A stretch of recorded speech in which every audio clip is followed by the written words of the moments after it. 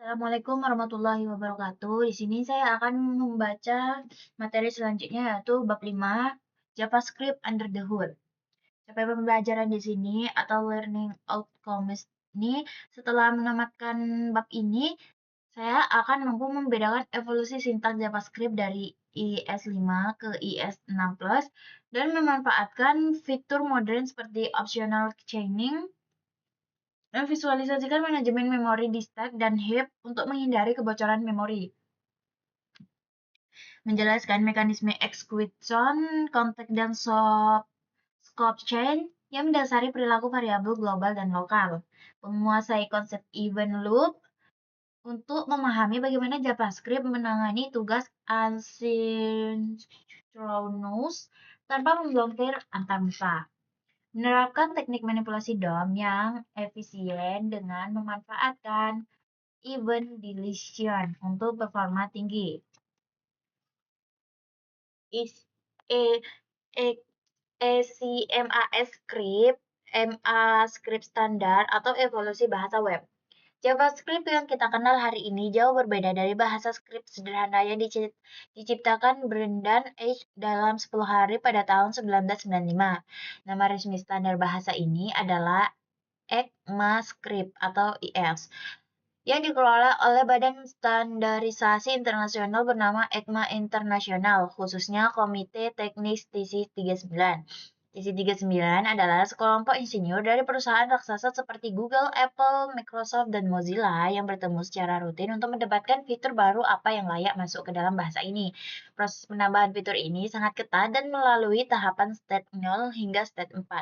Untuk memastikan bahwa setiap perubahan tidak akan merusak web yang sudah ada, sebagai developer memahami proses ini penting agar kita tahu fitur mana yang sudah stabil dan mana yang masih eksperimental. Tonggak sejarah terbesar pada evolusi JavaScript modern adalah rilisnya ES6 ECMAScript 2015. Sebelum ES6, JavaScript terasa kikuk dan penuh jebakan, seperti masalah scooping variabel var dan ketiadaan sistem model bawaan. ES6 membawa revolusi sintaksis besar-besaran dengan memperkenalkan let dan cons untuk deklarasi variabel yang lebih aman, raw function untuk penulisan fungsi yang lebih ringkas, dan kelas untuk pemrograman berorientasi objek yang lebih familiar. Perubahan ini begitu fundamental sehingga membagi era JavaScript menjadi pre-ES6 dengan modern JavaScript. Hampir semua tutorial atau dokumentasi yang ditulis sebelum 2015 kini dianggap usang dan tidak disarankan untuk dipelajari oleh pemula.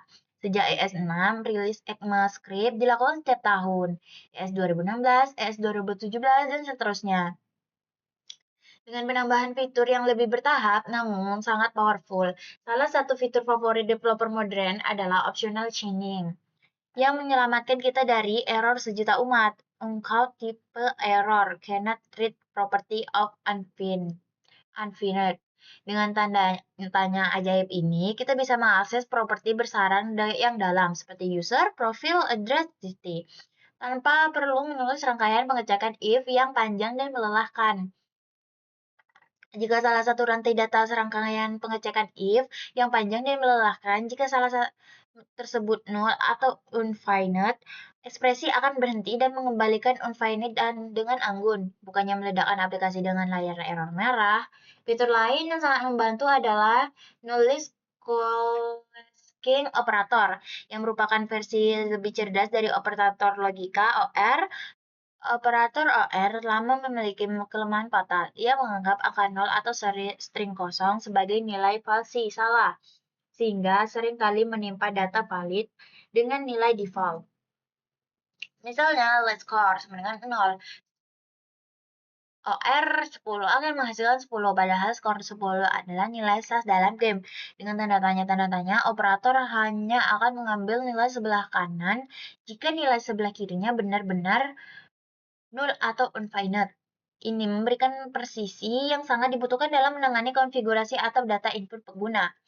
Kita juga tidak boleh melupakan descruiting assignment, sebuah sintak elegan untuk membongkar nilai dari array atau properti dari objek ke dalam variabel terpisah. Alih-alih menulis const name, username, dan const age sama dengan user age berulang-ulang, kita cukup menulis const name age sama dengan user. Fitur ini menjadi tulang punggung pengembangan aplikasi modern, terutama dalam ekosistem React, di mana kita seringkali harus mengekstrak prop dan state. Destructing tidak hanya menghemat ketikan, tetapi juga membuat kode lebih deklaratif dan mudah dibaca, memperjelas apa saja yang sebenarnya dibutuhkan oleh sebuah fungsi. Evaluasi standar ini menuntut kita untuk selalu menggunakan alat bantu seperti Babel atau TypeScript compiler dalam proses build. Karena tidak semua browser di dunia, terutama browser lama di instansi pemerintah atau korporat, langsung mendukung fitur tersebut terbaru IS 2024. Kita perlu menerjemahkan kode modern kita ke versi JavaScript yang lebih tua agar kompatibel. Konsep ini disebut transpiling atau source-to-source compiling. Ini memungkinkan kita menulis kode dengan sintak masa depan yang ekspresif hari ini, tanpa mengorbankan pengguna yang masih terjebak dengan browser lawas. Memahami alat transpilasi adalah bagian integral dari menjadi web arsitek yang inklusif. Yang kedua, memori model dan data types di balik tirai penyimpanan. Untuk menulis kode yang efisien dan bebas bug, kita harus mengintip bagaimana mesin JavaScript seperti V8 di Chrome menyimpan data kita di memori komputer. Secara garis besar, memori dibagi menjadi dua wilayah utama, stack and heap. Stack adalah wilayah memori yang sangat cepat, terorganisir rapi, tetapi ukurannya terbatas, digunakan untuk menyimpan data statis yang ukurannya sudah diketahui saat penelitian. Disinilah tipe data primitif seperti number, string, boolean, null, infinite, symbol tinggal. Karena sifatnya sederhana, variabel di stack menyimpan nilainya secara langsung. Ketika kamu menyalin variabel primitif, let A sama dengan 10, let B sama dengan A, komputer benar-benar membuat salinan nilai 10 yang baru dan independen. Di sisi lain, heap adalah wilayah memori yang besar, tidak terstruktur, dan lebih lambat digunakan untuk menyimpan data dinamis yang ukurannya bisa berubah-ubah seperti objek dan array yang sebenarnya juga objek. Karena ukuran yang tidak pasti, JavaScript tidak menyimpan objek tersebut langsung di ukurannya, langsung di variabel. Sebaliknya, objek disimpan di heap atau dan variabel di stack hanya menyimpan alamat memory pointer yang merujuk ke lokasi objek tersebut di heap. Ini adalah konsep reference type. Perbedaan fundamental ini adalah sumber dari ribuan bug yang memusingkan kepala developer pemula yang tidak memahaminya. Aplikasi terbesar dari reference type adalah masalah mutability, kemampuan untuk diubah. Ketika kamu nyalin sebuah objek, let objek sama dengan X banding 1, kamu tidak menyalin objeknya, melainkan hanya menyalin alamatnya. Akibatnya, obj1 dan obj2 menunjuk ke rumah yang sama. Jika kamu mengubah isi obj2, maka obj1.x juga akan ikut berubah menjadi 99. Fenomena ini disebut share mutable state. Dan ini adalah musuh utama dalam arsitektur aplikasi skala besar karena perubahan di suatu tempat bisa menyebabkan efek samping tak terduga di tempat lain. Inilah mengapa konsep immutability dapat dipuja di dunia modern. Untuk menghindari masalah referensi ini, kita sering perlu melakukan deep copy atau shallow copy. Shallow copy menggunakan split operator atau object assign.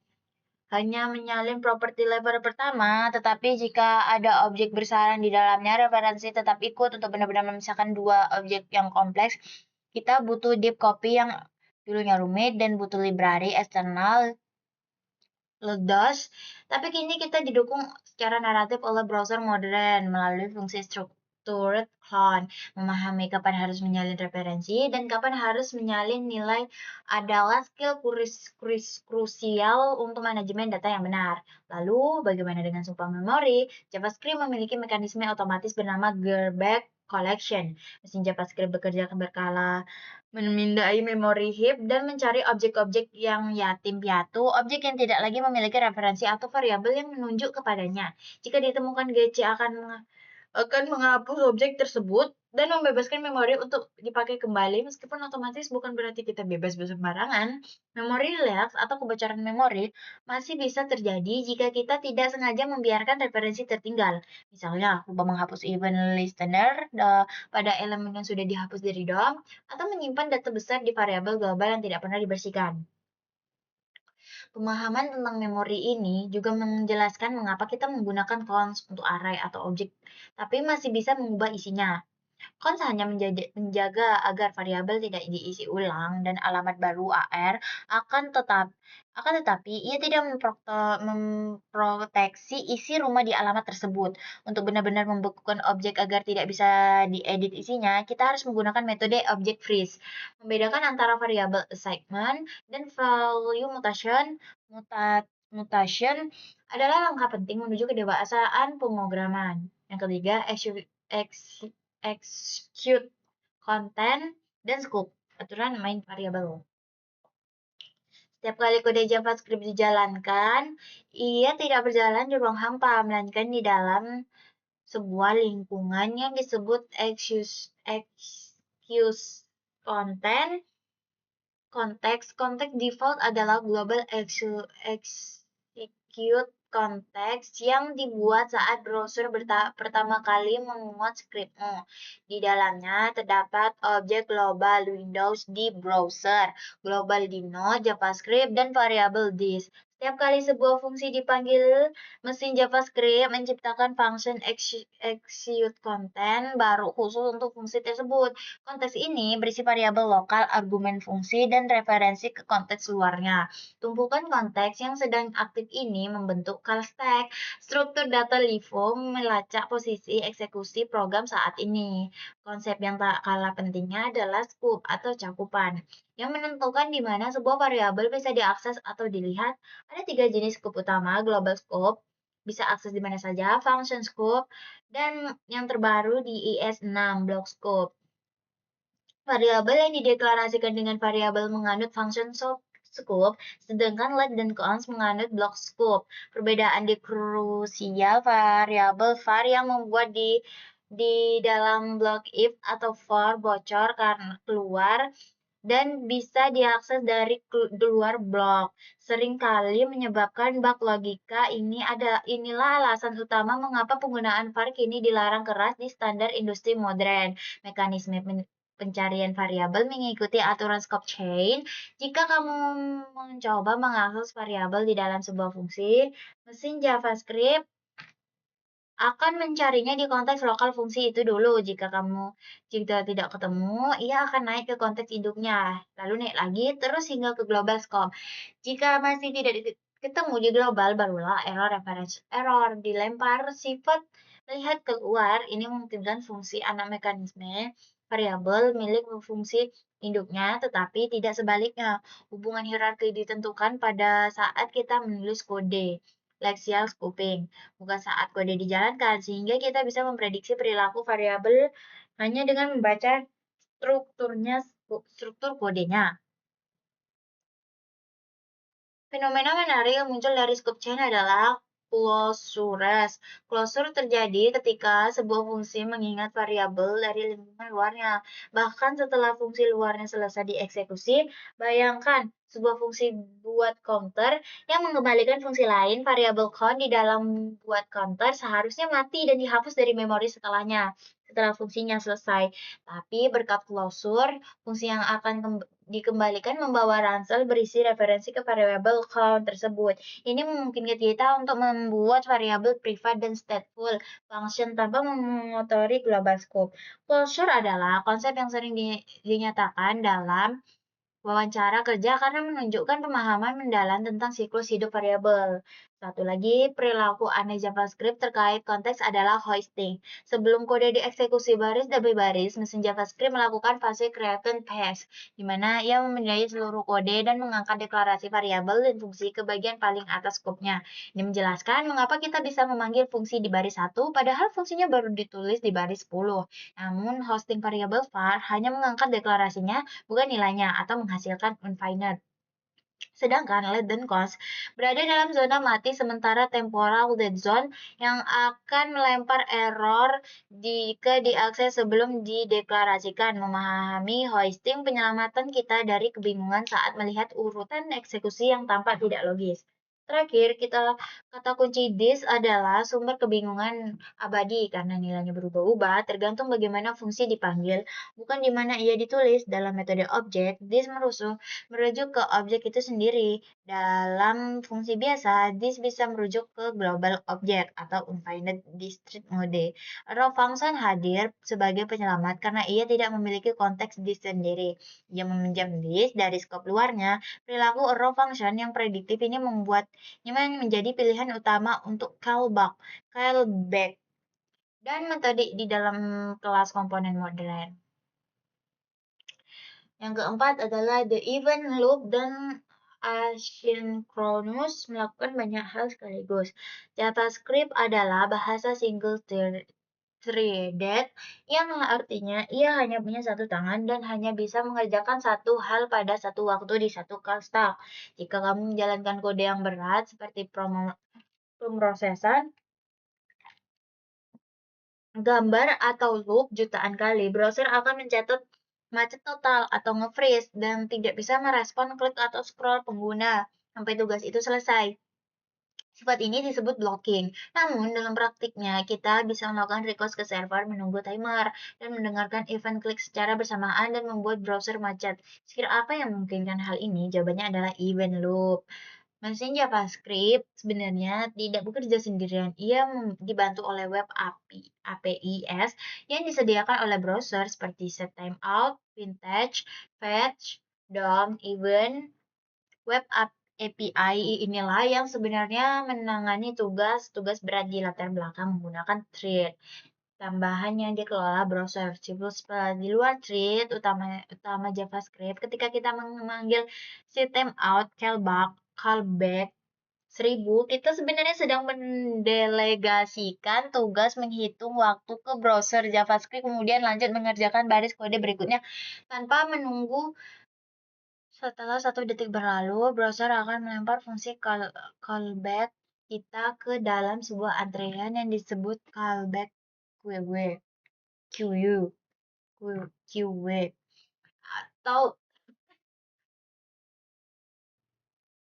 atau task queue menunggu giliran untuk dieksekusi. Disinilah event loop berperan sebagai pengatur lalu lintas yang tak kenal lelah.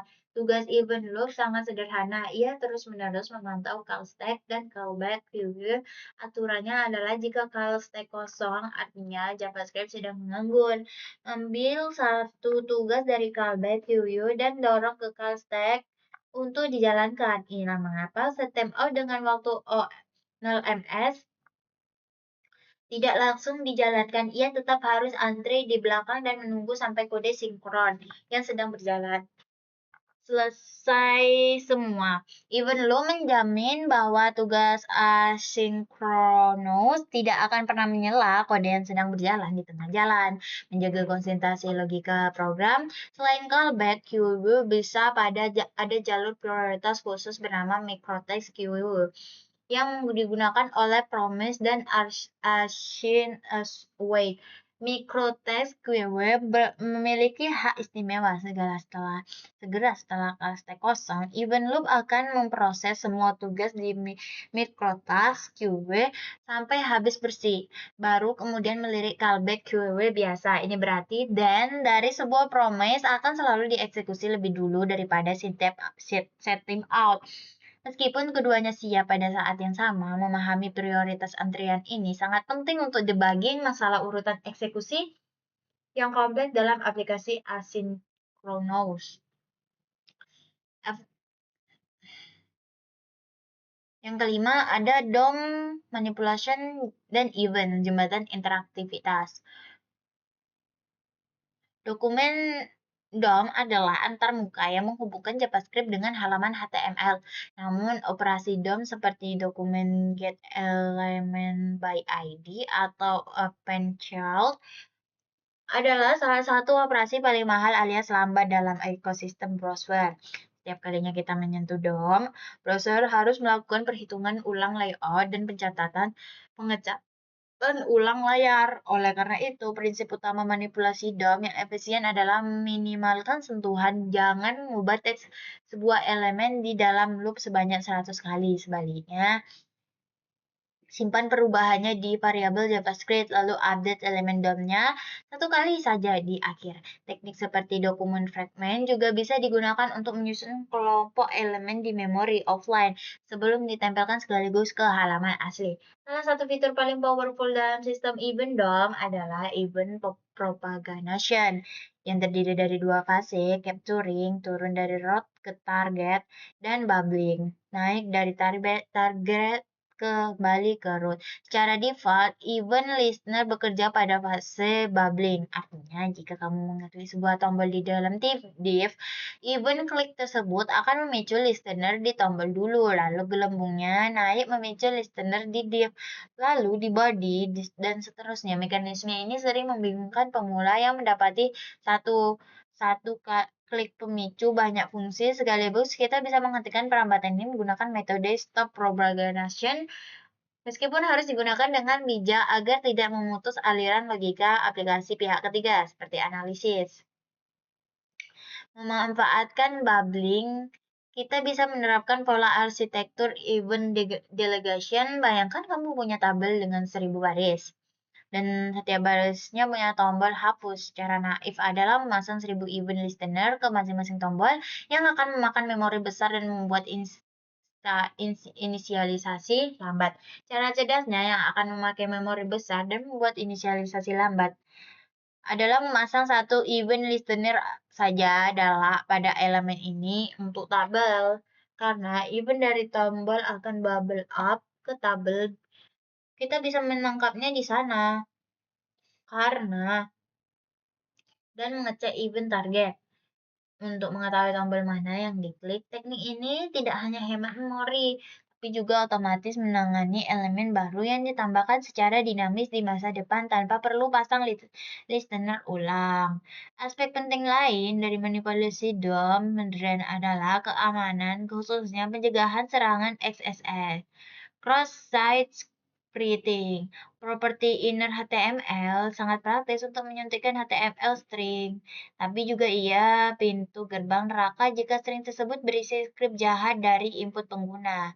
Arsitek web yang sadar keamanan akan lebih memilih metode aman seperti text content yang memperlakukan semuanya sebagai teks mati atau create element. Jika terpaksa harus memparsing HTML mentah, wajib menggunakan library sanitasi seperti DOM-Purview untuk membersihkan skrip berbahaya sebelum disuntikkan ke halaman. Selain event, klik dan ketik, ada jenis event yang bisa membanjiri browser jika tidak dikendalikan, seperti event scroll, resize, atau mouse move, yang bisa memicu ratusan kali per detik. Untuk menangani ini, kita wajib menggunakan teknik debouncing atau throttling. Debouncing memastikan fungsi hanya jalan setelah pengguna berhenti melakukan aksi selama sekian milidetik. Throttling membatasi fungsi agar hanya jalan maksimal satu kali setiap sekian milidetik. Menerapkan teknik ini adalah tanda kedewasaan developer yang peduli pada performa dan baterai perangkat pengguna. Terakhir, interaksi JavaScript modern telah melampaui DOM manual berkat hadirnya web komponen dan framework reaktif. Namun di balik layar React atau Vue, prinsip-prinsip DOM natif ini tetap berjalan. Virtual DOM hanya lapisan abstraksi yang melakukan strategi meminimalkan sentuhan secara otomatis untuk kita. Memahami raw DOM API memberikan kita kemampuan untuk melakukan optimasi manual yang ekstrim atau membangun komponen ringan tanpa ketergantungan framework besar. Sebuah skill yang sangat dihargai dalam pengembangan Witnet embeddable atau aplikasi performa tinggi. Yang keenam, integrasi keislaman, manajemen hati, dan disiplin proses. Sifat single thread pada JavaScript mengajarkan kita tentang konsep kyusu dan fokus dalam ramal. Bagaimana kalau stack JavaScript hanya bisa mengeksekusi satu fungsi pada satu waktu, pikiran manusia juga didesain Allah untuk bekerja optimal saat fokus pada tujuan atau ikhlas, mencoba melakukan banyak hal sekaligus atau multitasking. Seringkali hanya ilusi yang menurunkan kualitas amal Sama seperti membebani matriks yang akan menyebabkan aplikasi macet atau freezing. Dalam sholat, kita diperintahkan untuk menyingkirkan semua urusan duniawi dan hanya memproses konteks ibadah. Inilah bentuk single thread spiritual yang kualitas koneksi seorang hamba dengan Tuhannya. Kesimpulannya, membedah mesin di balik layar. Bab ini telah mengajakmu menyelam ke dalam ruang mesin JavaScript, membuktikan bahwa sekedar hafal sintaks tidak cukup untuk menjadi engineer yang andal. Berikut adalah prinsip-prinsip fundamental yang harus kamu pahami. Yang pertama, standar adalah kunci evolusi. Kita belajar bahwa JavaScript terus bermutasi melalui standar ECMAScript. Fitur modern seperti optional chaining dan destructuring bukan sekedar gula-gula sintaks, melainkan alat untuk menulis kode yang lebih ekspresif, aman, dan mudah dibaca. Yang kedua, memori bukan kotak ajaib. Pemahaman tentang stack versus heap dan perbedaan antara tipe primitif versus referensi adalah satu-satunya cara menghindari bug mutasi data yang menghantui. Kita sadar bahwa menyalin objek tidak sama dengan menyalin nilai dan manajemen memori yang buruk mengundang memori lapse. Konteks menentukan realitas. Mekanisme scope chain dan closure mengajarkan bagaimana variabel hidup dan mati. Closure bukanlah sihir hitam, melainkan cara elegan untuk mengelola privasi data dan state dalam bahasa yang fungsional. Ilusi multitasking, even loop, kita membongkar mitos bahwa JavaScript melakukan banyak hal sekaligus. Sebaliknya, ia adalah pekerja single thread yang sangat cerdas mendelegasikan tugas berat ke web API. Memahami antrean mikrotab dan callback queue adalah kunci untuk menulis aplikasi asynchronous yang tidak memblokir antarmuka. DOM adalah operasi mahal terakhir. Kita menyadari bahwa setiap sentuhan ke DOM memakan biaya performa. Teknik seperti event delegation dan meminimalkan reflow atau repaint adalah strategi wajib untuk menjaga aplikasi tetap berjalan menguji 60 fps. Bukan sekedar jalan-jalan saja. Dengan pemahaman mendalam tentang mesin JavaScript ini, kita menghadapi satu masalah besar. JavaScript terlalu bebas dan mudah error. Di bab 6, kita akan mengenakan baju besi pelindung bernama TypeScript untuk menjinakkan kebuasan JavaScript.